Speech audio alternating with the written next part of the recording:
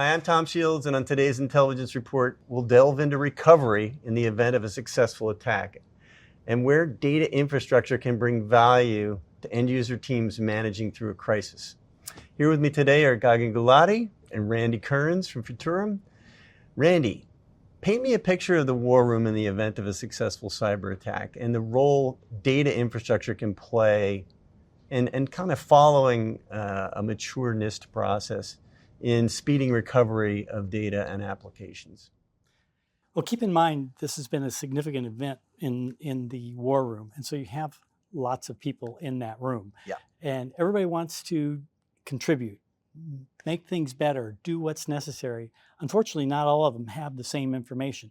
And the pressing needs are how fast you can get this done and to what point. Now, if you've done your homework correctly and you've protected your applications or workloads, if you will, correctly, then you can understand what you're going to need to do to recover. Remember, we talked earlier about classification, prioritization, et cetera. So you really want to understand what needs to be done first. Many cases, that's a complicated process because you'll have certain technical people talk about the recovering the application can't be done until this infrastructure stuff is recovered first, et cetera. So it complicates the message. But if you've done it correctly and done your homework and created an environment around where everybody understands what the recovery of an application requires, then you can lower the tensions in the room, if you will, and make more rational decisions. And quite frankly, it can be very stressful with everybody involved at the time. And I've said this before to many different people, there's a lot of people in that room that you may never have seen before. And here you're trying to Everybody get to wants that. to help. Yeah, everybody wants to help. It's not that they're bad people. There's also a number of people in the room that just want to know what's going on and make sure that everybody's working as hard as possible. But it all requires understanding what it takes to protect the information that you have according to its value, which is what you've done earlier to characterize that, and then create an orchestrated process around recovering that application. So Gagan can probably contribute a little bit in this area here. Right. I'd like to delve into that with you, Gagan. I mean, what kind of homework needs to be done in the event of a crisis? As Randy says, take a little bit of the pressure out of the room. Randy is spot on this one. You need to understand 2 or 3 important things. An attack has happened. What is the impact of this attack? What got lost? What got encrypted? What got exfiltrated? What business applications or workloads got affected that the company now has to bring back to restore their business? And to be able to successfully restore the business, you need to successfully restore the applications or the workloads. And you need to do it in a consistent way. To recover the applications or the workloads in a consistent way, you must have protected them in a consistent way. And we generally talk about it in technical terms as application consistent protection and application consistent recovery.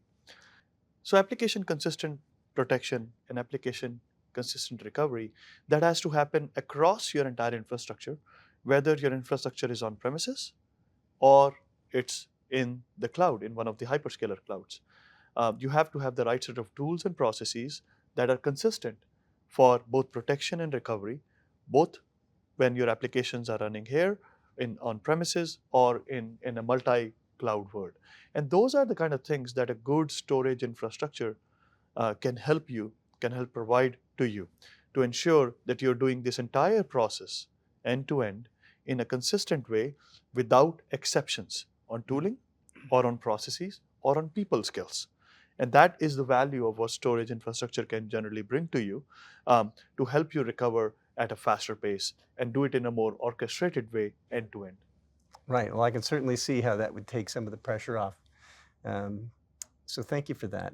Randy, do you have any thoughts? Yeah, one important thing is certainly you want to be consistent about this and recognize that your experts, while you have a whole room full of supposed experts, maybe if you're depending on one guy that knows the intricacies of one area, he may be on vacation. So it really needs to have that homework done to be consistent and executable as a recovery process to the point where that expert isn't necessarily required for that. So very crucial. The other thing is a lot of times the IT organizations, the operations people, understand things at a very detailed level.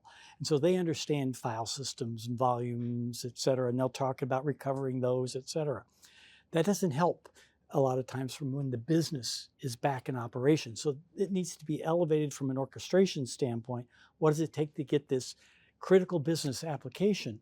But the bigger picture is saying this is what it takes for the application recovery to be affected. So you don't want to bring up this volume in an application recovery discussion. That's a detail that should be automated if you've done your work correctly. Right. So I want to thank you, Randy. I want to thank you, Gagan. Really good information on how to take the steam out of a crisis situation, recovery situation. If you do your homework right on the classification, if you do application consistent backup, you can do application consistent recovery. You prioritize which workloads are important so you can really lower the stress level. And you can do it consistently across on-premise and the cloud, because that's where your data and applications are these days. So with those guidelines in place, I want to thank everybody. And I want to encourage folks to tune into the rest of the cybersecurity series, and we'll see you next time.